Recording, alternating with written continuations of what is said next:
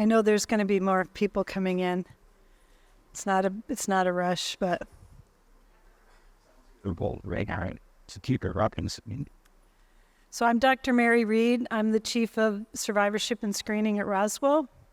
And we've had this event before, and we're so happy that you are here for getting us back in person for survivorship. We're gonna start the program with a Thanksgiving address by Dr. Rodney Herring, who chairs our Indigenous Cancer Health Department and is a member of the community. So Rodney.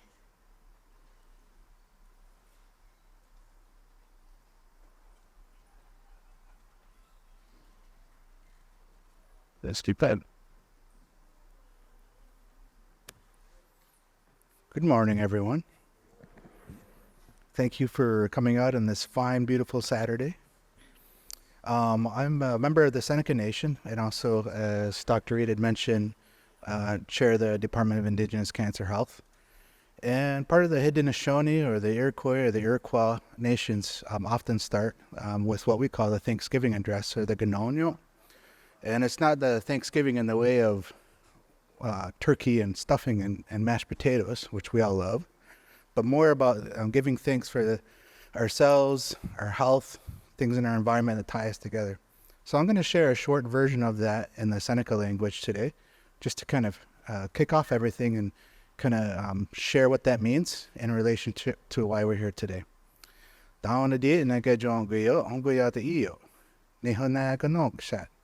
Edwinano Guego Scano, Eswano, Downyo, Downio, the name of Guatnagoin. Downa, Edwinano, Hodgenok down, Catway, Yuinchity. Downio, the name of Guatnagoin. Downa, Edwinano, Hodgenok down, Catway, Chohiko. Downio, the name of Guatnagoin. Downa, Edwinano, Hodgenok down, Catway, Wata. Downio, the name of Guatnagoin. Down Edward and Anyo, how you knock down with Catway, a nook shat. Down Honio, the name of Guatnagoin. Down Edward and Anyo, how you knock down with Catway, a guide out shop. Down Honio, the name of Guatnagoin. Down Edward and Anyo, how you knock down with Catway, or Niganos. Down Honio, the name of Guatnagoin.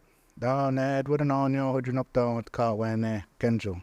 Down Honio, the name of Guatnagoin. Down Edward and Anyo, how you knock down with Catway, the Yawenia. Down Honio, the name of Guatnagoin. Down Edward and Anyo, how you knock down with Catway, Gita on Song. Down Honio, the name of Guatnagoin. Down Edward and Anyo, how you knock down with Catway, how the winner dodges. Down Honio, the name of Guatnagoin. Down Edward and Anyo, how you knock down with Catway, and the Kakwa. Down Honio, the name of Guatnagoin. Down Edward and Anyo, how you knock down with Catway, so Kakwa. Down Honio, the name of Guatnagoin. Down Edward and Anyo, how you knock down with Catway, Ojishman dad. Down Honio, the name of Guatnagoin. Down Edward and Anyo, how you knock down with Catway, Gehatia Kiano. Down Honio, the name of Guatnagoin. Down Edward and Anyo, how you knock down with Catway, Gano Dayo. Down Honio, the name of Guatnagoin.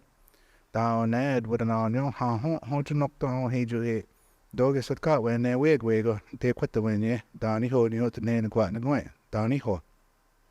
So that's what we start out with every day, and at every event and every time there's a meeting of people. But basically what it translates, and that's a very short version of our Ganonyo or Thanksgiving address. But what that represents is we first start out talking about how we are not separate from the things in our environment, that we're part of that, and that we come here together in health, harmony, love, appreciation for each other, and that we're here in that strength and peaceful mindset. And then you'll hear that repetition within that. And what I'm saying is that collectively, that we bring all of our minds together in a good way and give thanks and appreciation for each other and for our health and wellness. And that's how we start out thinking about every day collectively, with our minds together as one, and peace, love, and harmony. And then we go into talk about all the things that we have in our environment that are part of us. For example, we walk today on the earth, and with that earth, we have things that we plant, like our corn that we are just harvesting, things that are coming in the planting cycles, and that collectively we put our minds together and we give thanks for that, for it sustains us of who we are. Food is very important. The earth is very important. We're going to talk about our medicine plants. And many of our plant medicines have now translated to Western medicine that many of us have used, whether it be in a treatment or other. That's an important thing that has been here since the beginning of time. And we give thanks for that, and we put our minds together, and we give thanks and appreciation for those medicines that bring us forward in a good way. We go through all these things that are really important to us, from the waters that we drink, we swim in, that our fish live in. We talk about the trees that provide oxygen to us, that provide coverage when it's raining, things of that nature. We talk about the animals, that all the things that are part of us in our environment, how we have a relationship and a duty to keep those things all together collectively in a good way. And then we talk about as we move up, and I'm thinking as I'm saying that, all the things in our environment and how they relate to us as people. And we start talking about the winds, and how, when you came in today, there was a gentle wind. What does that mean? It's cleaning the air. It's taking care of things. It's part of who we are. And we go into talking about the celestial world, about the sun and the moon and their relationships to us as people, and what that means. The cycles, all the cycles of health and wellness, the cycles of life. And so that's all part of our collective wellness and our mindset, that we put all our minds together in a good way. And so we wanted to share that today, the Gnonyo, and it isn't just about Indigenous people. It's about all of us together working towards those things, as for us as people to walk forward in a good way with a good mindset, give appreciation for each other and our health and wellness and survivorship. So, Yahweh, thank you, and I'll pass it back over to Dr. Reed. Yahweh.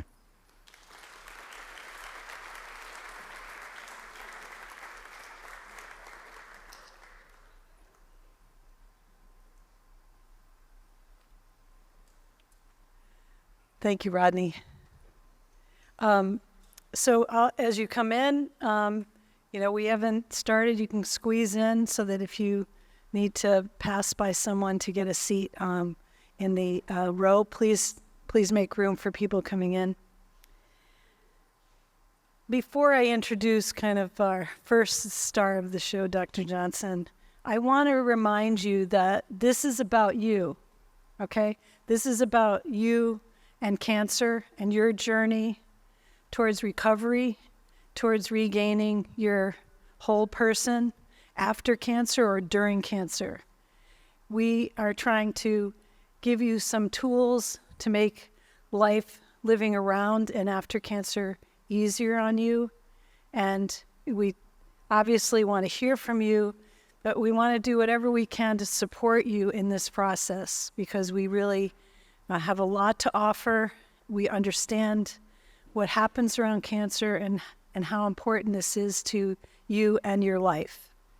And so with that, we'll give you some kind of operational updates after after Dr. Johnson speaks. But again, we're so grateful that you came here and are open to learning and getting support from each other. So thank you. So I want to kick off this day with welcoming our President and CEO, Dr. Johnson, to give us a little bit of an introduction. Thanks, Mary. And thank you, Dr. Herring. We have the only Indigenous department and program in any NCI-designated cancer center across the country. We're very proud of that fact. So good morning. Hopefully everybody's doing well. Glad we could all be together. Unfortunately, I guess that masks are sort of a part of our future, because COVID's not gone totally, but we're dealing with it much better than we did before. So it's really an honor to have all of you here today. And we're actually thrilled that we can get back together. Even if we've got to wear a mask, it's just so much better to do these things one-on-one, where we can actually talk to each other, give strength to each other. And so I'm very excited that we have this incredible event here today. We're all joined together because of that terrible word, cancer. It affects your lives. I mean, it's not easy. Adjusting your life after a cancer diagnosis is tough. We recognize that. You are a whole new normal. You're in the middle of a who knows what journey that you're on after having heard that word. You're burdened with new challenges, emotional, physical, and spiritual, and it can really be overwhelming. How do you make the right choice? What should you do? How can I get through all this? But today is chapter 2. And that's because after you're diagnosed with cancer is chapter 1. You got that. You passed chapter 1. But now you're into chapter 2. We want to empower you to take advantage of everything you can today, with the hopes that it will arm you with the tools and strategies to help you cope and heal and move forward. This is your chapter 2. Looking around, I'm really in awe of the determination and strength. You guys are so amazing. I see so many faces here today. Here at Roswell Park, we consider a cancer survivor from the day you're diagnosed. You're all survivors. There's a national focus within the cancer community on survivorship care, and it's something we adopted here at Roswell Park very early on, and for really good reason. And it's really because of the leadership of Dr. Mary Reid that we have this incredible program that we do today, and many, many more. Lots of us have contributed to that, but she's really done an amazing job. There's an estimated 18 million cancer survivors across the United States, and it continues to grow exponentially year to year.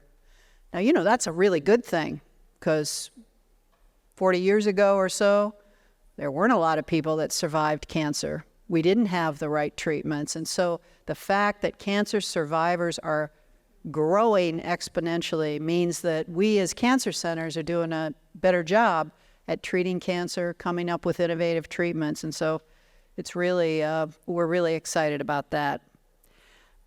But this is why the resources like today's event and our survivorship center are so important, and why, as Roswell Park, we offer the full spectrum of care that's needed to allow you to have a full life. More and more people are living with the challenges that are your reality today. Let's take a little roll call. Let's see who we have in the audience to share with everyone, and hopefully some long-term survivors are in our audience, and we can pay attention also to those newer ones in their journey and share a little hope with them today. So, raise your hand if you're currently undergoing treatment. In other words, you're at the beginning of that chapter 2, or someone who may always need some treatment. How many of those folks do we have? Yeah. Okay. Yeah, all right. It's tough. So raise your hand if you had treatment within the past year. You're sort of at the, yeah, there's more of you. Yeah, that's great. Congratulations. So raise your hand if you're a survivor of 1 to 5 years. How many of those folks? All right, look at all that. Wow. Do we have any 5 to 10-year survivors? Whoa. How about 10 to 20? All right.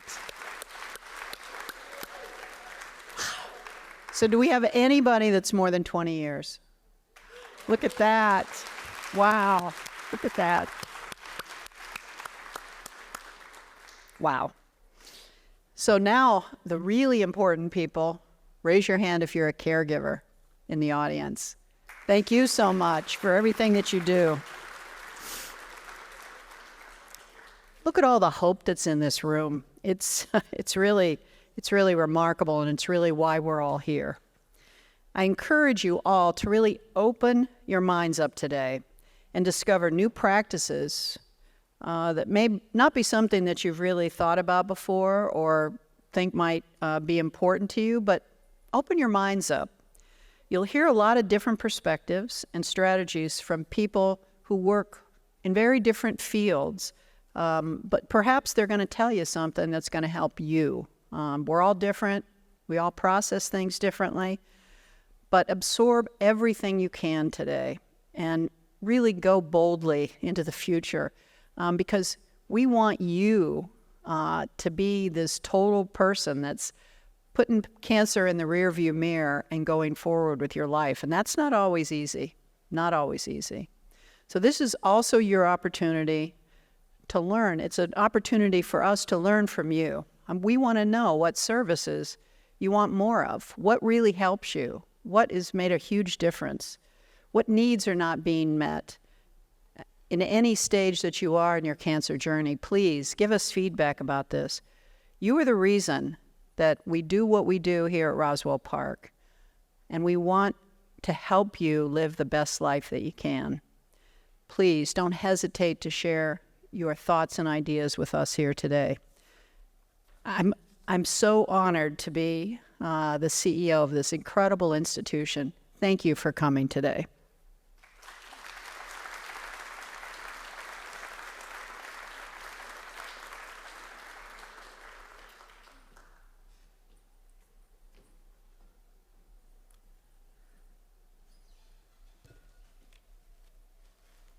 Thank you, Dr. Johnson. And, we wouldn't have had this survivorship program if she hadn't been supportive 8 years ago. And we were really grateful for that support. Before I introduce the keynote speaker, I wanted to say a few things about the survivorship program. We had a table out in the corner of the Gaylord Carey where we had breakfast. And that table will be moving over to the lobby of the Clinical Science Center. So if you didn't get everything, you'll be able to get it later. But I think for those of you, and I talk to a lot of you, we really try and complement both what's happening to you now in treatment, and when you finish treatment, we want to see you, we want to evaluate your entire body, figure out what residual effects, because we know cancer treatment doesn't just stop. It leaves you with some stuff, and we want to start to address that, and our team is specifically focused on the rest of you outside of your cancer and the residual of treatment. And some people don't have any side effects, and some people have a lot.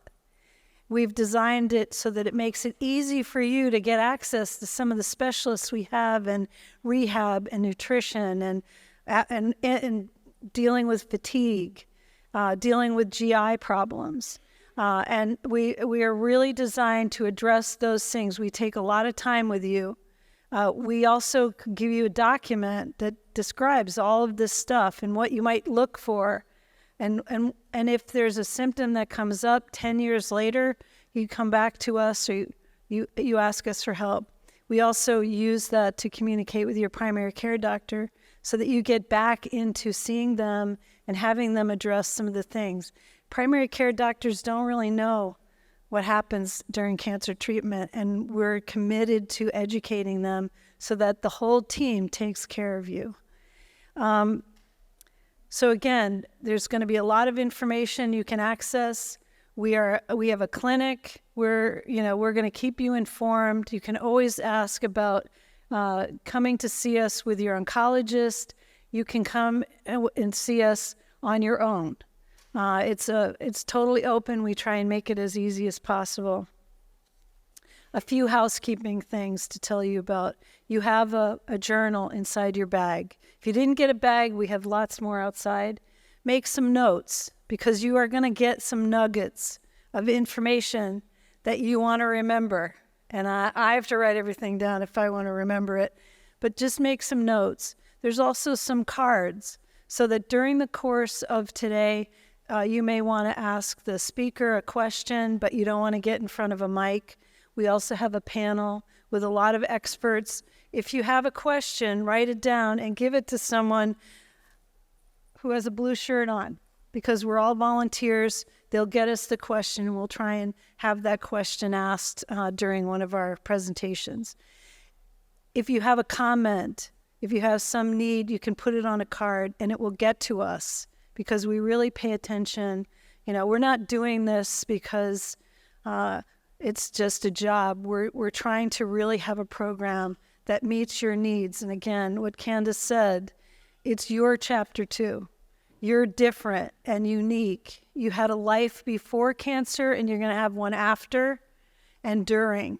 And it's really important that we give you the tools to tailor it to your personal needs. That's what this is all about. So I want to, it's my honor to introduce our keynote speaker, Gina Vild. Here she comes.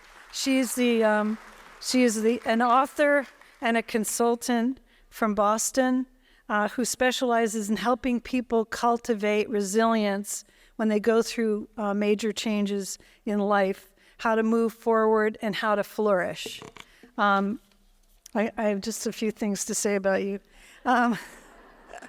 She's worked with cancer survivors for a long time through the Dana-Farber Cancer Institute in Boston. She's worked as the Director of Marketing and Communications at Mass General, and an Associate Dean and Chief Communication Officer for External Communications for Harvard. We are very lucky to have somebody this knowledgeable and articulate, and we welcome you to Roswell Park. Thank you. Good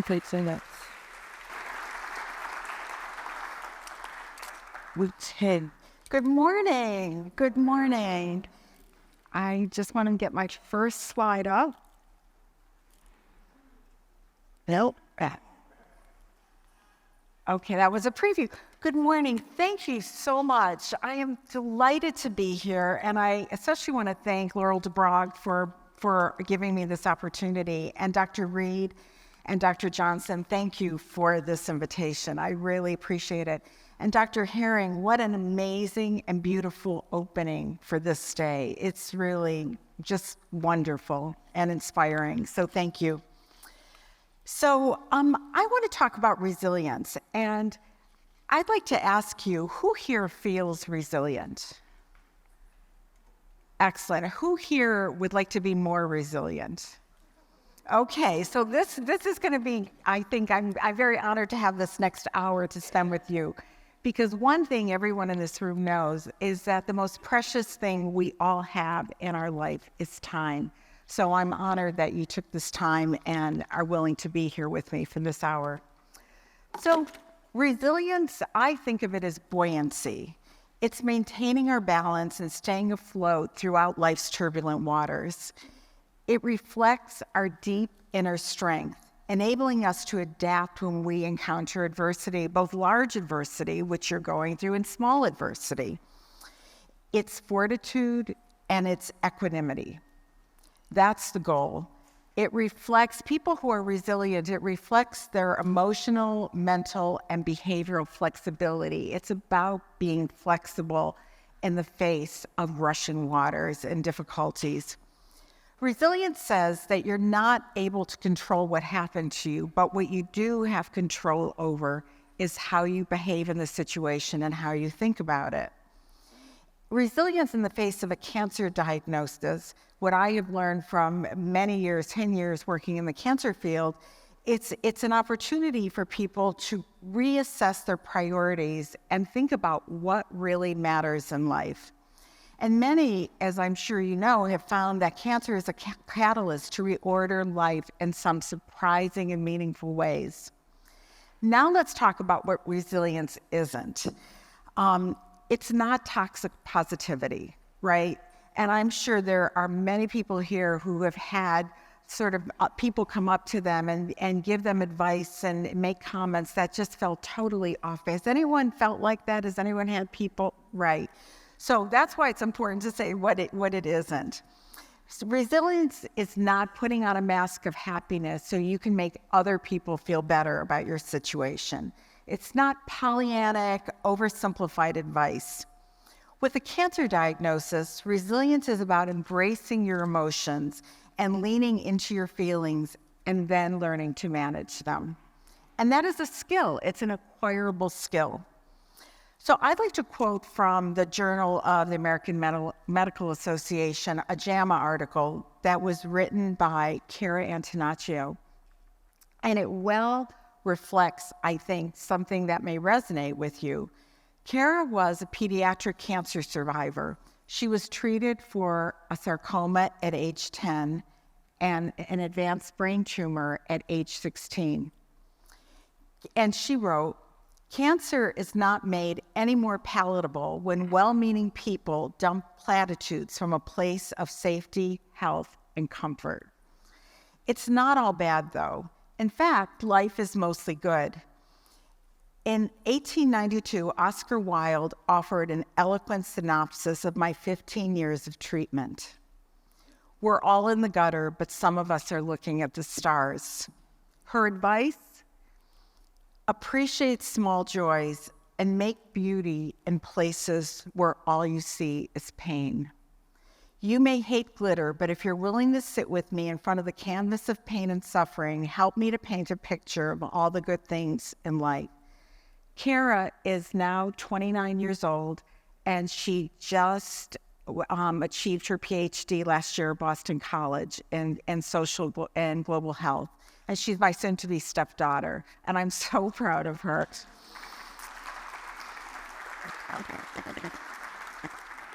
And for inspiration, these words have always spoken to me. And when I was in my early 20s, someone gave this to me framed, and it's been hanging in my home. And I turn to it during difficult times.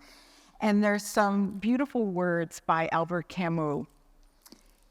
He wrote, "In the midst of tears, I found there was within me an invincible smile. In the midst of chaos, I found there was within me an invincible calm. I realized through it all that in the midst of winter, I found there was within me an invincible summer." And that makes me happy. That makes me happy, for it says no matter how hard the world pushes against me, within me there's something stronger, something better, pushing right back. I think that's just so beautiful. So today, what my goal is to pack a few more tools into your backpack as you travel through life. And so you'll be equipped for its ebbs and flows. And there are tools that actually have been shown that can empower you. So I'm glad you have a journal. So if you could pull it out, we don't have a forum where we can actually share our results from this, but I have a little quiz I would like you to take. So just for yourself, just jot down how you feel about this. Either always, often, rarely, or never. I think of myself as optimistic. I know and live my life's purpose. I never think of myself as a victim. I have a gratitude practice. I forgive those who hurt me. You can think about it. You don't have to keep up with me because I'll have this up for a couple minutes. I accept most of what happens beyond my control. I know how to manage stressful situations. I can stop myself from ruminating with negative thoughts. I have a large community of friends who support me. I ask, what can I learn from this when life goes awry? I am stronger for the difficulties I have faced. Now, if you answer always or often, you know you are on a really good path for resilience. And if you answer rarely or never, there are some things you could do. There are some skills you could acquire that will help in this area.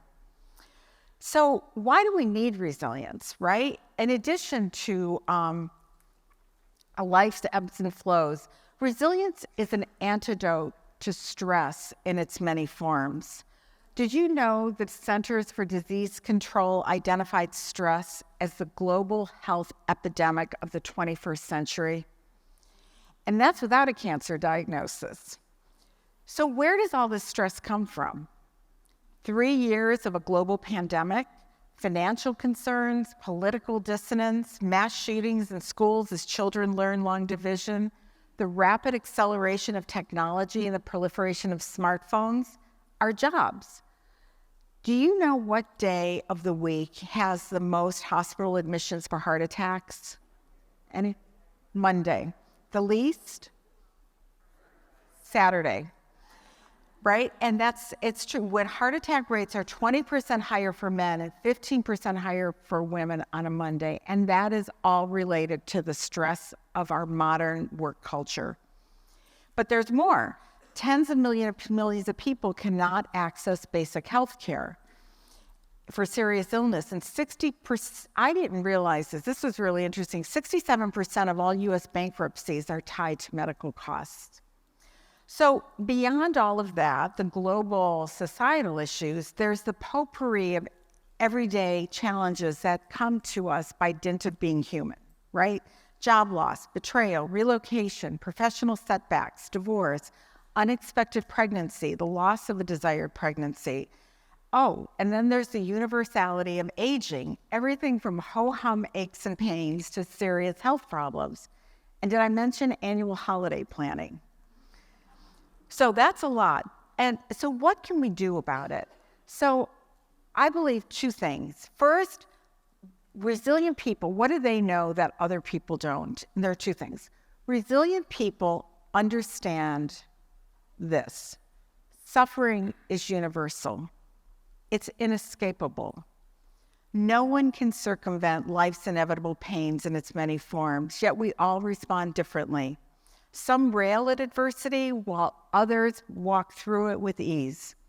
I'm sure you know some of these people. Maybe you are one of these people.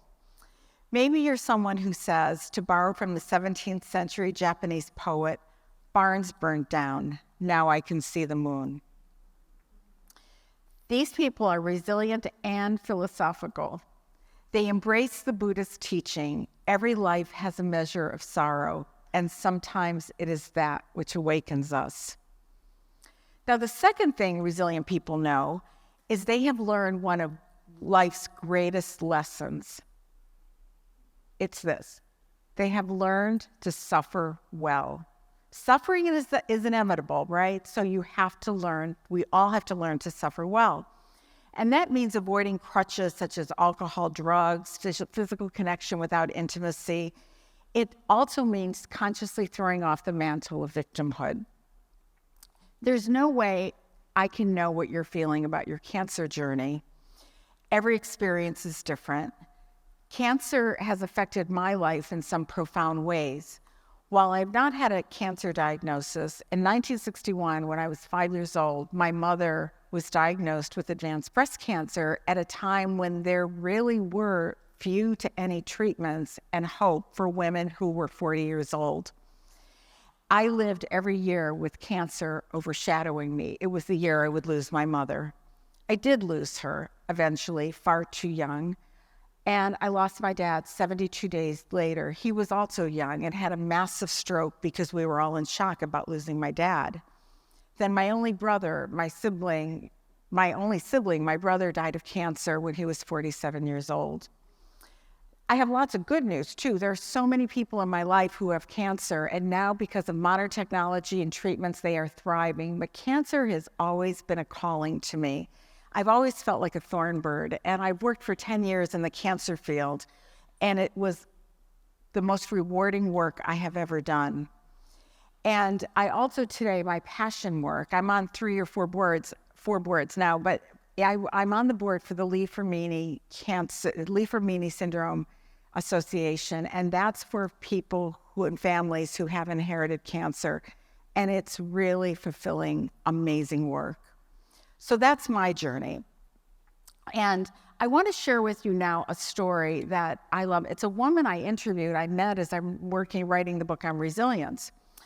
Jen was 16 years old when she was diagnosed with cancer, and she was given a prognosis of 12 to 18 months. Within that period, she became pregnant, and her oncologist advised her to terminate the pregnancy. She said, though that meeting with her oncologist, that experience was far worse than her cancer diagnosis, and she refused. Today, the daughter that she gave birth to is 31 years old, and Jen is among us. She is with us, and she has successfully raised that child. And I love that story because it basically is a story of hope, but it's more than that. It's about that inner strength and that determination. She knew to follow her heart and her intuition. And it's one of my very favorite stories in the book. So now what we're going to do, I'm going to talk through, these are just some of the core practices that we're going to talk about today that will help you boost resilience. I'm going to talk a little bit about it and then give you a couple of exercises that you could do like later today or over the weekend or at some point. So the core practices are practice acceptance, live with greater presence, manage helter-skelter thoughts, foster gratitude, live with purpose, and make community your cornerstone. So now we're going to talk about practicing acceptance. No winter lasts forever. No spring skips its turn. Hal Borland. To be resilient, we must accept. Rather than ask, why me, we can say, why not me? Acceptance cultivates emotional strength. Resilience in the face of a cancer diagnosis requires us to acknowledge, honor, and feel deeply the fears and painful emotions that come unbidden on no timeline. You never know when they're going to enter your door, your mind, and your heart. We have to honor those feelings through acceptance. We bow to them and we can let them do their work with us. Acceptance acknowledges we cannot control every aspect of our life. We can't fix everything that goes wrong, but we can embrace hardship, learn from it, and redirect its path. I don't know if there are any people who love poetry, but I'm a huge poetry lover. And one of my favorite quotes from the poet Mary Oliver is this: "Someone once gave me a box full of darkness, and I realized that too was a gift." When we grapple with a difficult diagnosis, when things don't go as we hoped, we're experiencing grief, right? The loss of a life and a future we expected requires grieving. To thrive is to learn how to grieve well. Grieving is a skill as necessary as learning to read and to tie your shoe. It's a survival skill. I think of grieving as wintering, allowing ourselves time and space to retreat, contemplate, and be still. Wintering is a precursor for rejuvenation. Is there an alternative to acceptance? Absolutely. Resentment and anger. So we all have that choice about any difficult situation. Do we want anger or do we want to choose acceptance? Also, related to acceptance, I think of forgiveness. Forgiveness aids emotional healing because those who have been disappointed and hurt, if we can forgive, we can release negative emotions that drain our energy and can impede our healing. So think about it. Is there anyone who you may need to forgive? Forgiveness also strengthens our support network. We can't change what is past when we hold on to grudges and anger, because the person who has hurt us is oblivious. And we are only harming ourselves when we hold on to that anger. It's a tremendous gift to give someone else, and more importantly, yourself, to say, I forgive you. As the Buddha said, holding on to anger is like grasping a hot coal with the intent of throwing it at someone else, and you are the one who gets burned. And I have an example. I have a very close friend. Her name was Diana. She was on the verge of launching a new business.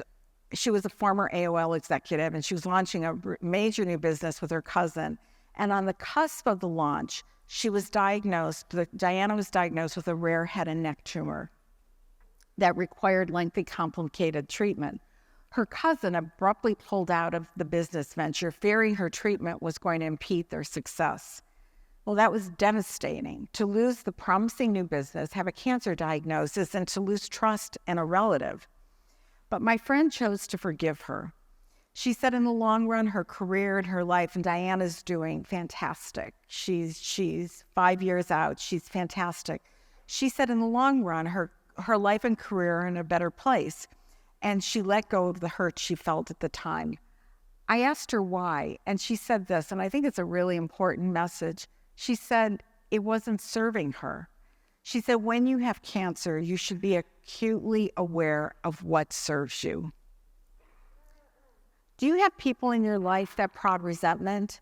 It's not uncommon, for instance, when someone's in a crisis, people can disappear. You may have had a diagnosis, you may have had something else go wrong in your life, in your world, professionally or personally, and people you think are going to be there evaporate. Has anyone had that happen? It's not uncommon. This happened to me in 2015 when I went through a very painful divorce. I think of it as something that would make a really fascinating miniseries on Netflix. But I lost 2 friends, and I had no idea why 2 of my very close friends abandoned me at the lowest point of my life.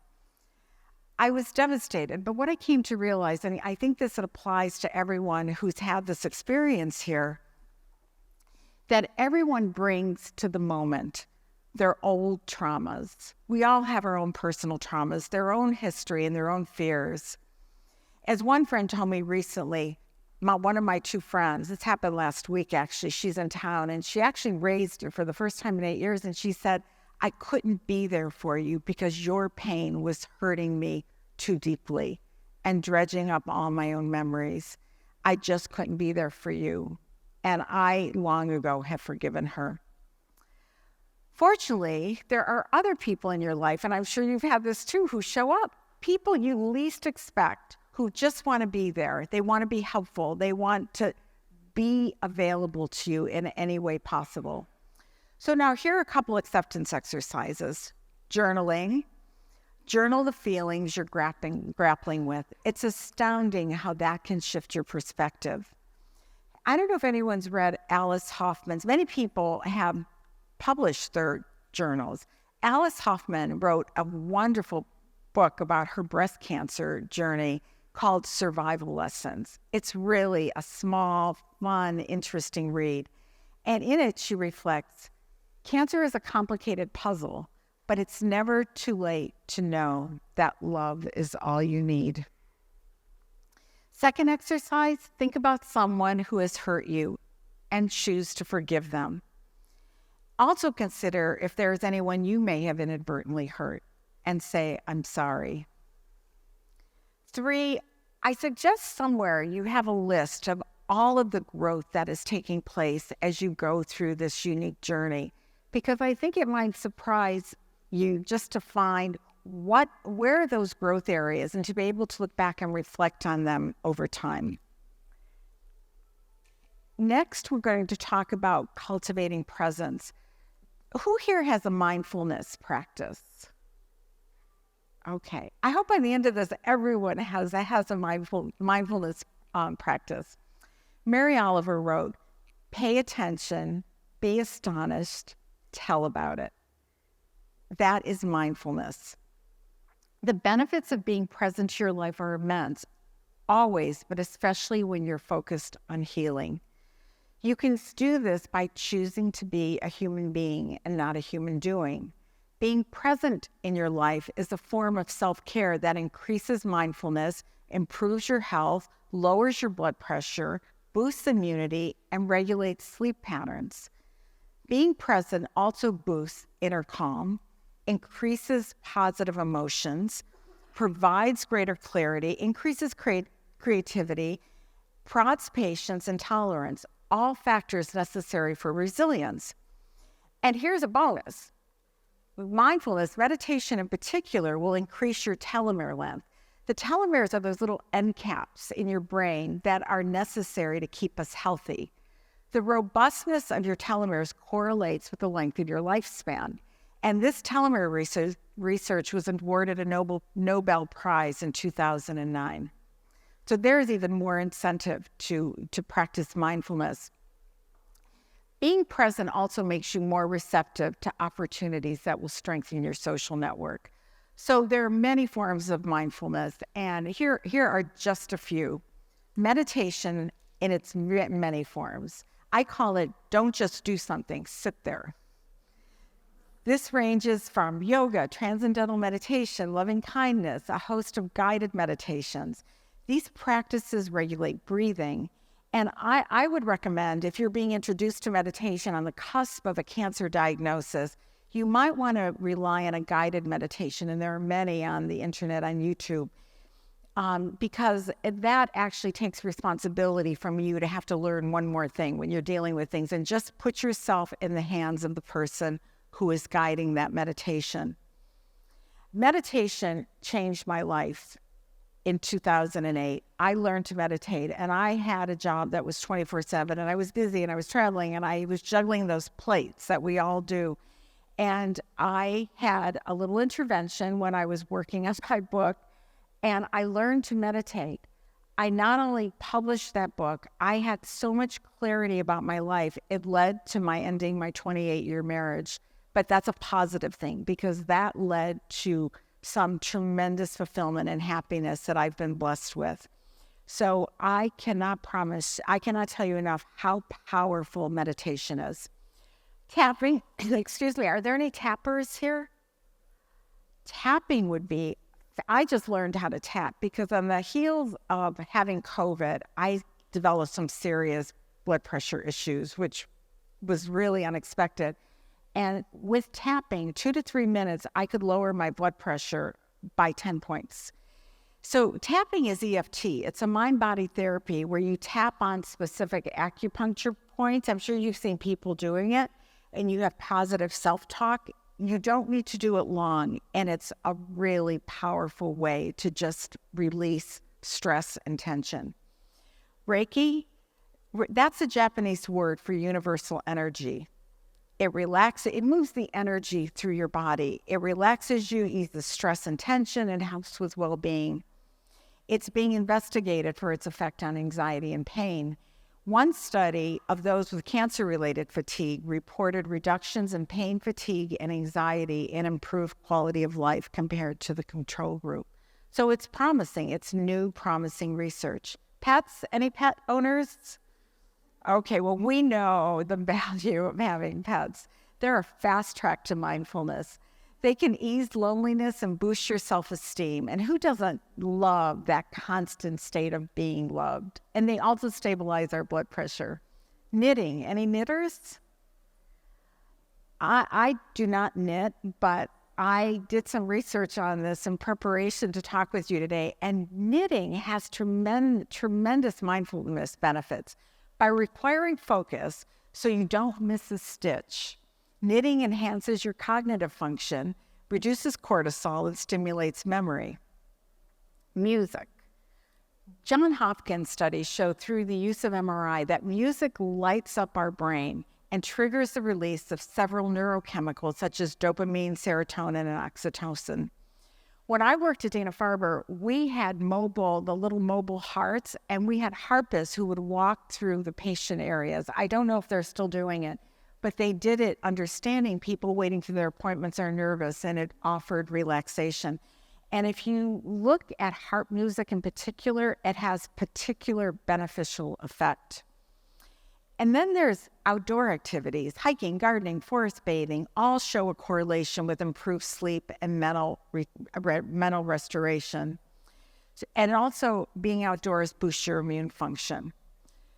One woman I know said during her treatment, being outdoors gave her a sense of control. And even if she could only walk a half a block or just sit in a chair, she made a point of getting outdoors regularly. And then there's napping. When I was at Harvard, I worked with the sleep medicine team, and I learned the restorative practice of napping. Napping is even catching on in some work environments like Google and Facebook. And sleep and napping is good for the heart and increases our capacity for retaining memories. And then this, beauty. It's always of value to have beauty in your life, but particularly when you are struggling with anything such as a cancer diagnosis. Surround yourself with things you love. Flowers, people, art, anything that brings you joy. Indulge yourself without guilt. This is something we should do always. My girlfriend had very lengthy, complex cancer surgery, and she organized plants and flowers all around her bed. And she said, and then she assigned someone else to take care of them, to water them and manage them. And she said it was such a beautiful way to wake up and to fall asleep. Another woman I know started painting as a form of self-expression. The poet priest John O'Donohue, poet priest philosopher, said, "We feel most alive in the presence of the beautiful, for it meets the needs of our soul." And we know that when we're around things that are beautiful. Managing our helter-skelter thoughts. This is important, and as I work on my book, this is absolutely fascinating to me, the power we have if we're conscious and aware over managing our thoughts. Gandhi said, "Your beliefs become your thoughts become your words become your actions become your habits become your values become your destiny." The Buddhists believe everything emanates from our thoughts. Think about it. Your thoughts direct your destiny. Understanding how you think and harnessing that are powerful tools that can reform your thinking and lead to buoyancy. Harvard's Ellen Langer, author of The Mindful Body, invited elderly men, this is a really interesting study, invited elderly men to spend a week at a retreat designed to remind them of their younger days. They were surrounded by art, music, and food from the 1950s. Afterward, the men were found to have made significant gains in hearing, memory, dexterity, posture, and general well-being. Being in a place that turned their thoughts to happy memories, that prodded good thoughts of the past, made them healthier and psychologically younger. And I have an easy, wonderful exercise on this point at the end of this section. So managing your thoughts is known as cognitive behavioral therapy, CBT, or cognitive reframing, which means you can learn how to look at a situation from a different perch. The situation doesn't change, but your perspective can. You certainly can. CBT trains you how to think about something you may dread. Like, say you're worried about an appointment. Don't think about the appointment, but choose to think about how it's going to feel to have it behind you. In preparing for this talk, I spoke with a woman I know who has Li-Fraumeni syndrome. She was grappling with a very serious diagnosis. At the same time, she received a cancer diagnosis. And to her surprise, she had 2 young children. She still has 2 young children. She found her husband was missing in action. He just emotionally disappeared. And it was devastating to her. She applied CBT and started thinking about how she could think about it differently. And she replaced her disappointment with an understanding that he was also on this journey and required support as much as she did. He didn't change, but her thoughts about him did. And CBT enables her to release feelings of anger and increase her compassion toward him. If anyone is looking for a book on this topic, the best one that I know of is by Dr. David Burns, who wrote a book called Feeling Well. And then the best thing is he has a handbook with exercises that are really easy to take called the Feeling Well Handbook. And it has you go through a process so you learn, are you a catastrophic thinker? Do you overgeneralize? Are you a black and white thinker? He identifies 10 different forms of thinking. And then the bonus is he walks you through exercises in a process to help you think differently. So I highly recommend that book. How am I doing on time? I would like to share how I personally used CBT once. Because of all the illness and loss I had in my life, I had a sort of a secret in that I had hypochondriatic tendencies. How could I not, with everything I had seen and experienced in my life? And I had a situation when I was at Harvard. It was 2008, and I was new in my very high pressure job, and I had to speak to the faculty for the first time. And I was on the computer, and an article came across that triggered my hypochondriac, and I started sweating, and I was shaking, and I looked at the clock, and I was like, oh my God, I have to talk to the faculty. I'm having a panic attack. I have to talk to the faculty. I'm dying because I had a hypochondriac response to an article. And what I did in that moment is like I had to make a decision. And I realized something really critical. Nothing changed in those moments, that minute or two, other than my thoughts. I didn't get a diagnosis. Nothing happened. I didn't have an accident. Nothing happened, but my thoughts had changed. So I said to myself, let me put it up here on the proverbial corkboard. I'll go speak to the faculty and I'll come back and I'm going to worry about it. I'm going to come right back here and start sweating again and worrying about it in the afternoon. And I never once again had a hypochondriac attack. And I think it's because I realized, internalized, that it is my thoughts that were making me worry and creating stress rather than real life situations. As Charles Darwin said, it's not the strongest species that survives, nor the most intelligent, but the ones most responsive to change. So here are the exercises. I love this one. So relive your happy memories. As a child, I had a practice where when I would fall asleep, because we didn't have TVs in the room or any of that, I would pull out a happy memory of the day and I would think about it, whether it was playing with my cousins or something, a soccer game. And when I was in middle school, it was whether some boy I liked said hello to me. And it was just what I did. And I don't know where the practice came from, but I've always done this. When I have MRIs, I do it. I pull out a happy memory like a tape from my video library of my past, and I play it. Well, fast forward again, I'm at Harvard. I'm sitting at my desk, and an article comes across one of the Harvard publications. And there was a study that was done, and now I researched it recently. There are many more studies, but this was an early study of people who relive happy memories are happier and more resilient. And I never realized that a practice I had started as a child was actually boosting my buoyancy. And it's so easy. So my exercise is the next time you're with someone, with a girlfriend or with a family member, say, remember when, and start reminiscing happy memories. And it is a jolt of joy. So that's one of my very favorite exercises. If you're feeling blue, just start remembering some happy things that have happened. The rubber band habit, I'm sure if you catch yourself worrying or negative thoughts, some people I know wear a rubber band and they snap it to break the thought pattern.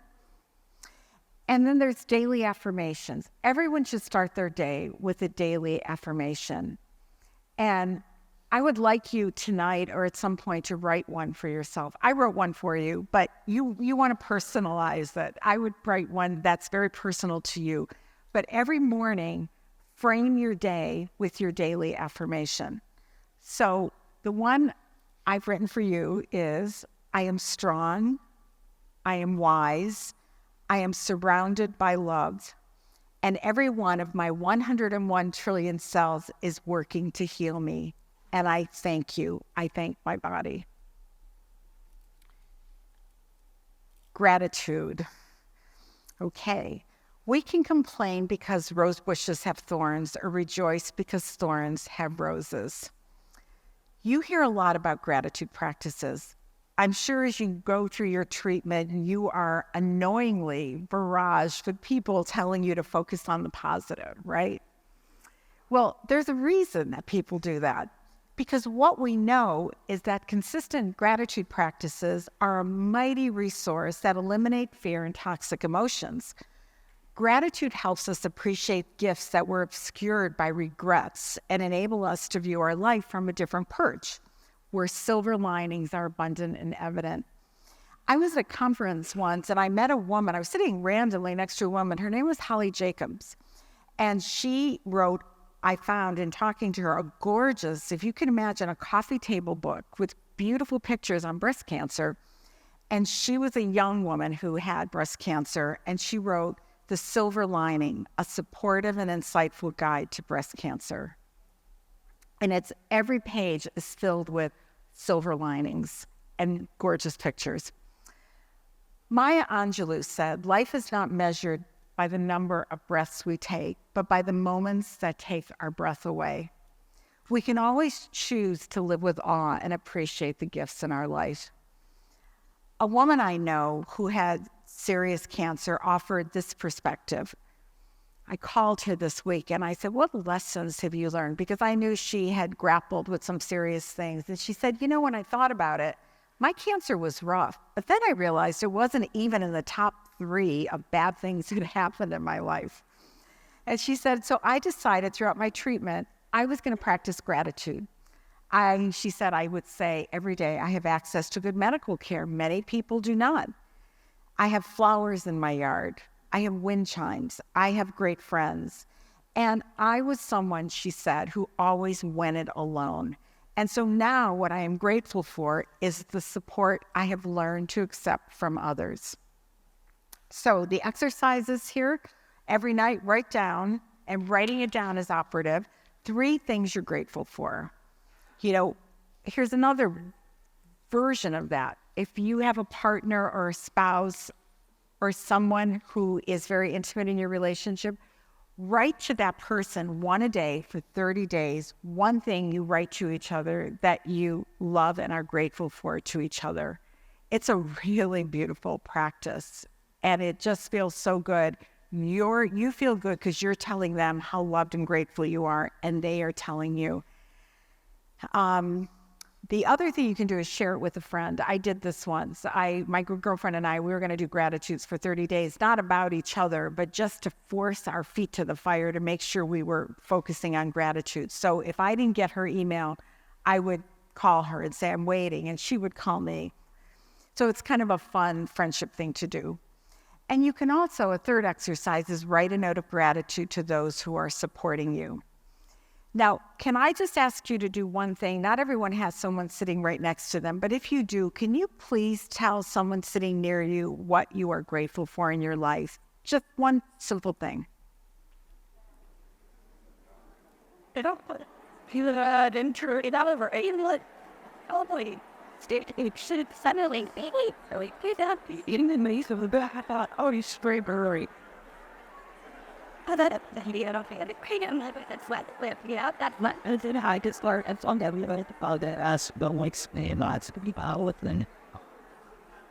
Okay, thank you. Didn't that feel good?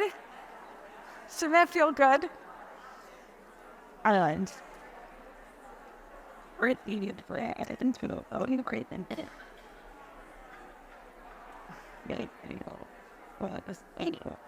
okay, now let's talk about many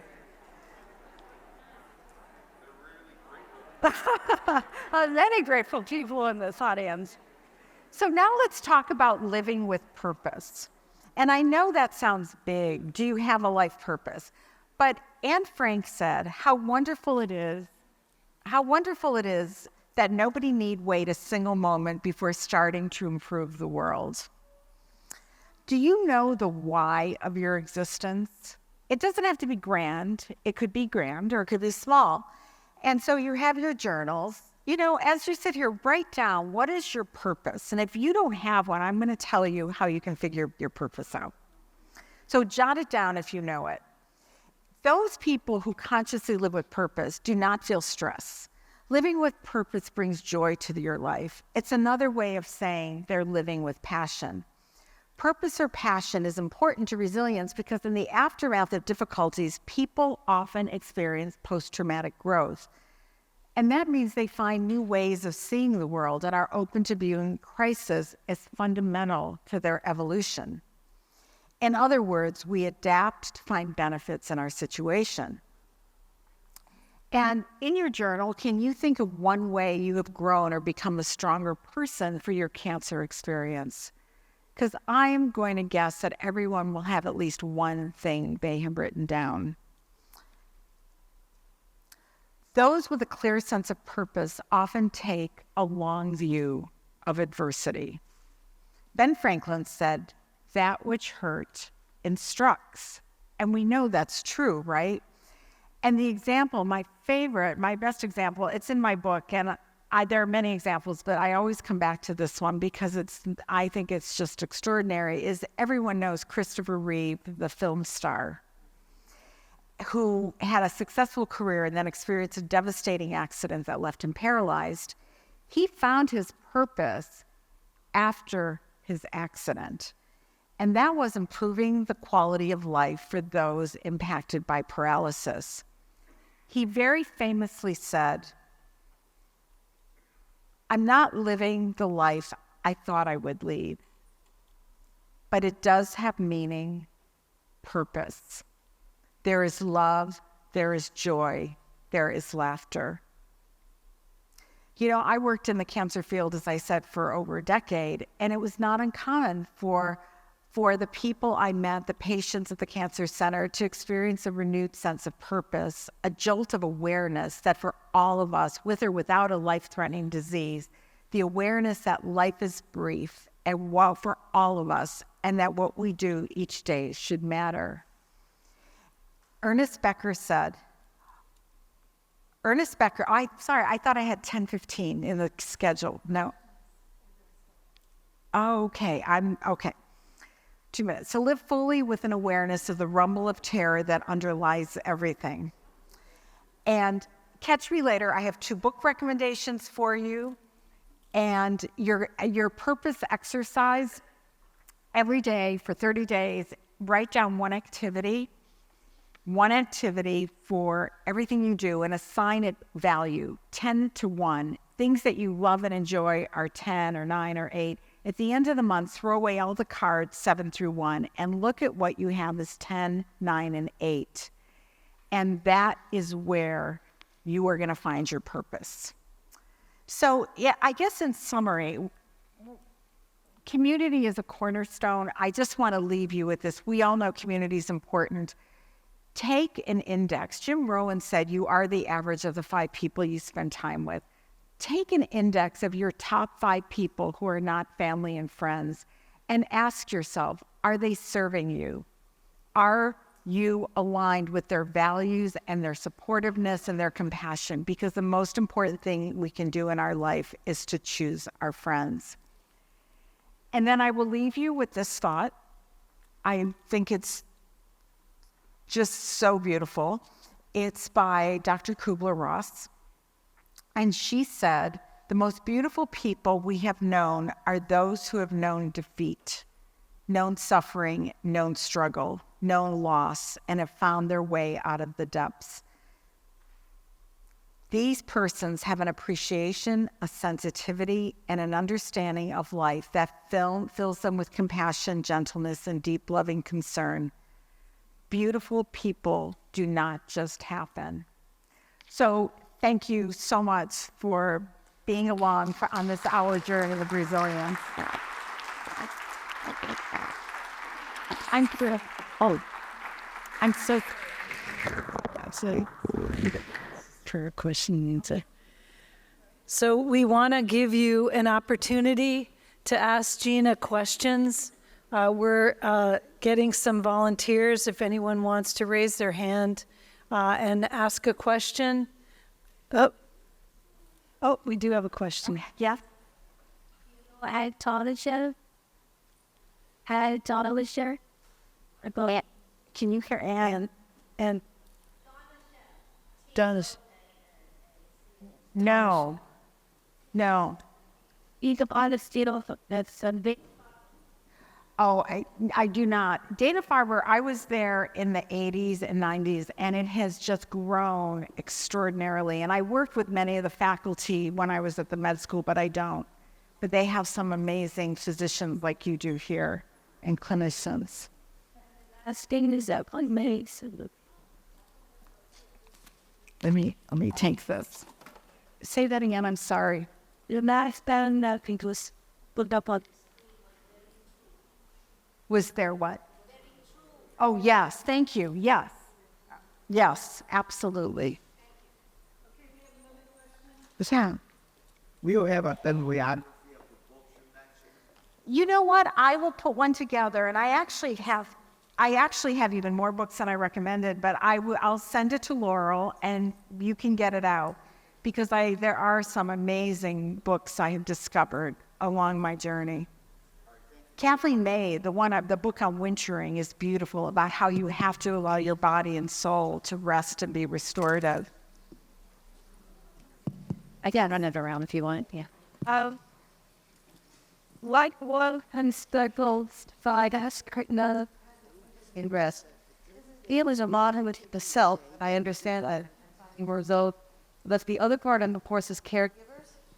And sorry. I'm sorry. The other part is caregivers, and one can have love and support and a caregiver, but if addictions enter into that relationship, are in part of that relationship, then it seems to add a whole different set of parameters around how to deal with one's feelings about self and one's feelings about caregiver and all that. Is anybody kind of dealing with that? Have you seen anything, read anything about how that can be dealt with, cancer and addictions in a relationship? What aspect of caregiving? I'm just having trouble. Addictions. Oh, addiction. Yes, as if the caregiver has an addiction. And I have done some writing on addiction, but I don't have anything correlated with that. But I will say something on caregiver. It's a little bit different, but one of the things that I think everybody would benefit from is when you are going through a difficult time, maybe it's in the height of the diagnosis or surgery or treatment, assign a chief of staff in your life and ask somebody to take care of all those things so you don't have to manage them, and think of it as their job, right? And if there are people that are toxic and you don't want that energy around you, you just tell the chief of staff of your life to take care of that. Or like my girlfriend, she had someone taking care of all the plants in her house.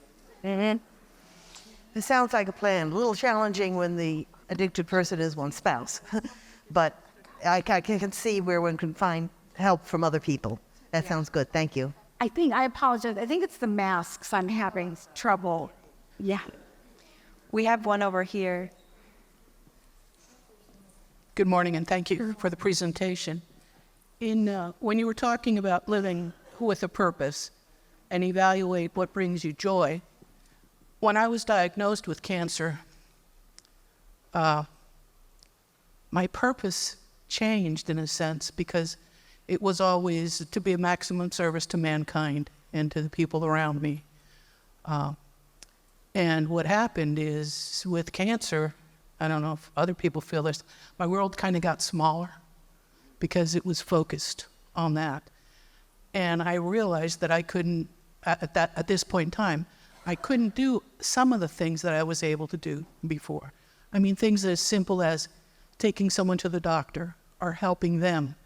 And I got into a depression because of that, because I didn't feel I was worthy. I had any worth. And then what I decided was I had to, do some micro-focusing. And it came to things as simple as when you see a person and you say hello, make sure you have eye contact, even if it's a stranger. And listen to what they're saying. And those are the things that kind of help me on the track to get a little bit better. Now I'm dealing with, I want to do more. I want to do more. What is my next step? So I guess, I don't know, what I'm saying is, what I want to say is, does it change? Does your purpose change? Absolutely. Your purpose changes with your purpose changes with your life experience. You raised a very good point. And I'm glad you're finding new purpose and new ways of viewing the world and finding your use in the world, because we all want that. The ancient philosophers have said, as you may know, the most important thing in life is to be seen.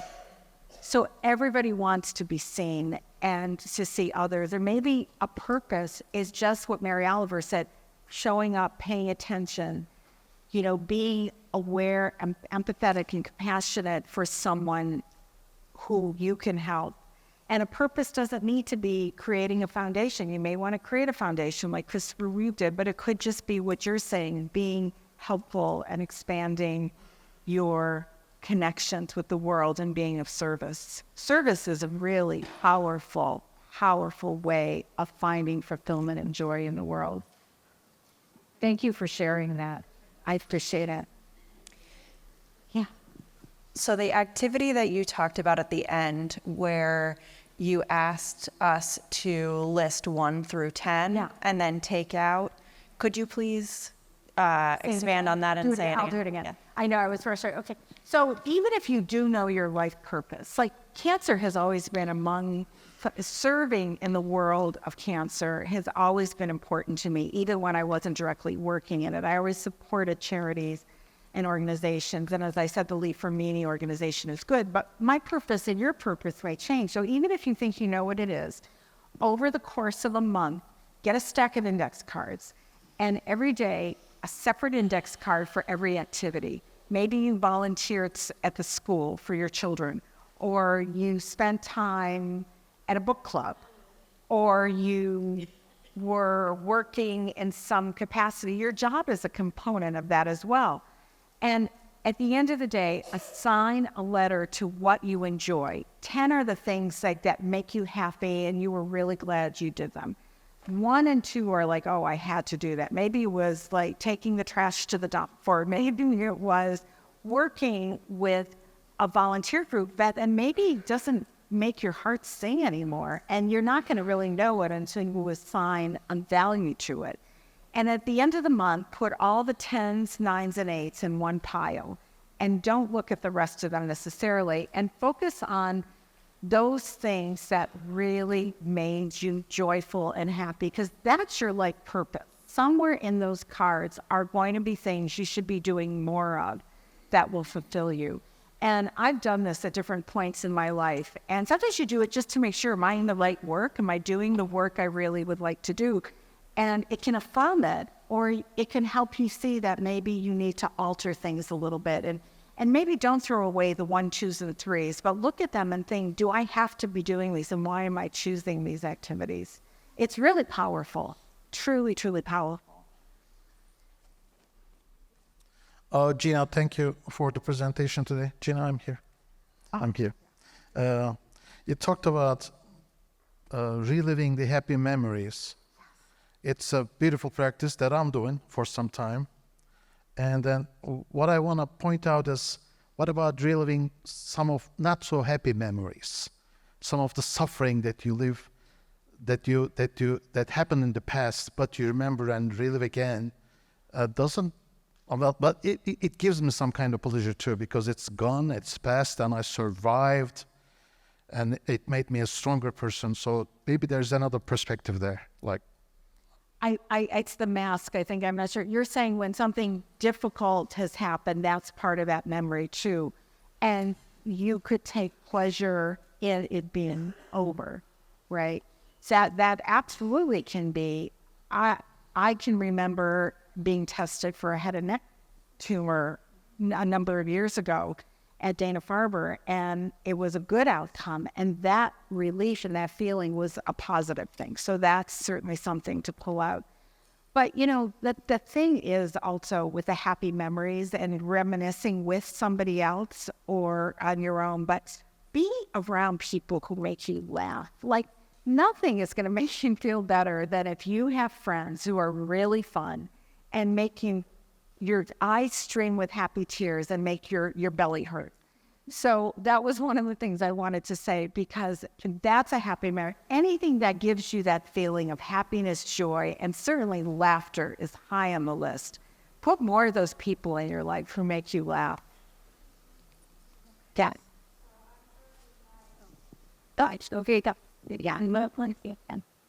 Sorry, cricket operating. So I'm early in my diagnosis and treatment, and I'm going through the grief stage and people not coming through. And I feel like maybe they're toxic if they're not coming through. And I want to know how I manage that. What you are going through sadly is not, and I think there was some indication is not unusual. People do not know how to show up. And even people who do show up, sometimes they say the most inappropriate things, right? Or the wrong things. And I literally, there's a book or at least an article. I also write for Psychology Today, and I want to write an article on what to say and what not to say when someone is in crisis. You harbor like resentment about it so that it affects me physiologically. Like I don't. What way can I make peace with that and with moving forward? You know, it might be during the discussion session, this might be something where it's, or one of the breakouts being where it's finding out how other people have dealt with it. But understanding, because I mentioned it was a different situation, but it was really painful to lose one of my best friends and a second friend who just disappeared. And the woman who had cancer, her husband, just wasn't there. And it is compassionate understanding that people either don't know what to do, they're afraid they'll do the wrong thing, or they're scared. They're just afraid. And I think understanding that they may come back, or it might be worth having, I don't know if anyone has done it, it would be very interesting to have a conversation with somebody who you feel has been unavailable. That's an interesting topic to say, like to bring it up to them, because I feel like that's inappropriate for me to have to say to them, listen, I need you. I mean, I just don't, you know what I mean? I don't think it's very compassionate. Like I couldn't see myself in a reverse position not being available. But yes, and you shouldn't do it if you're not comfortable, but I'm wondering if anyone has approached someone who disappeared and then found out there was a reason. Maybe it brought up a lot of bad memories, or they were struggling, or they were worried about you, and it came from a good place, even if the behavior was truly disappointed. Did you have a comment on that? Yeah.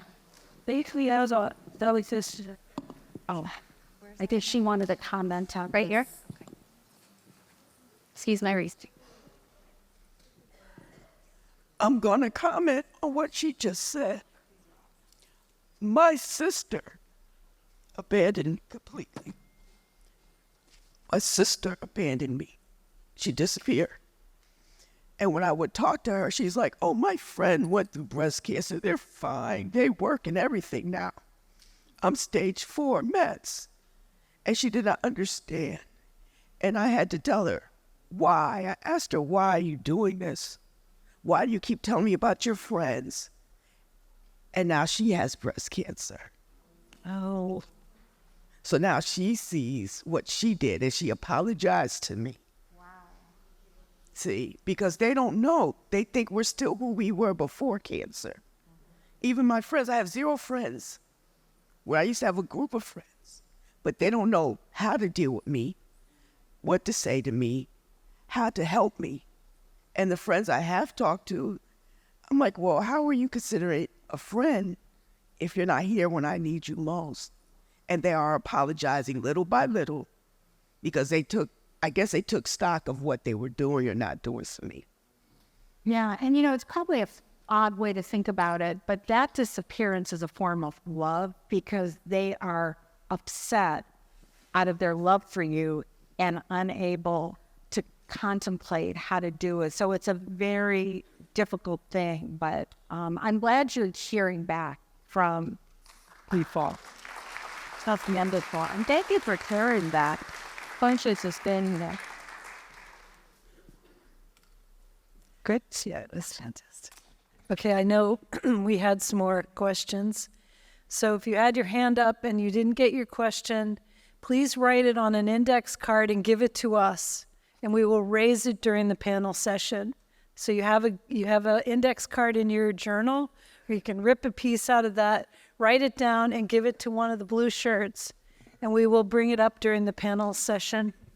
We have 15 minutes now as a break, so if you need help getting to a restroom or you want to run, stand up, that would be great.